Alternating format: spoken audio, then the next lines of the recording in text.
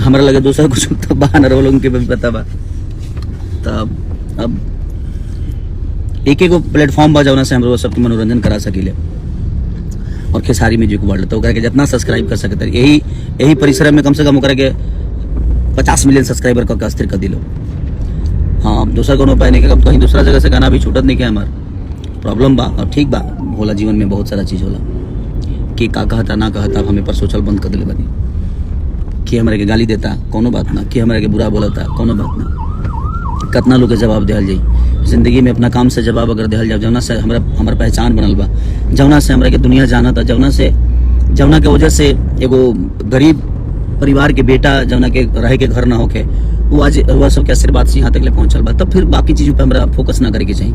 अब हम बहुत हर चीज में लाइव आवत नहीं जा, लेकिन अब बंद कर दिले बनी हम रीजन ओकर एक गो बा के अब जवाब देहल बंद।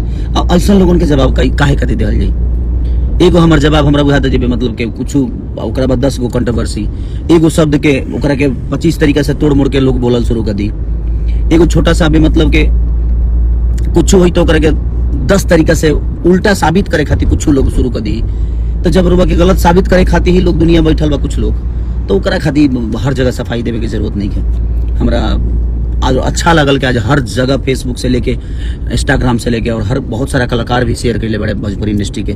तो सबके दिल से थैंक यू कि वो लोग यश मिश्रा जी, कल्लू जी, डिम्पल सिंह जी, तो बहुत सारा लोग के लिए तो दिल से धन्यवाद बरवा सबके कि वो लोग भोजपुरी भाषा के प्रमोट करे में अपन योगदान देता नहीं। तो दिल से थैंक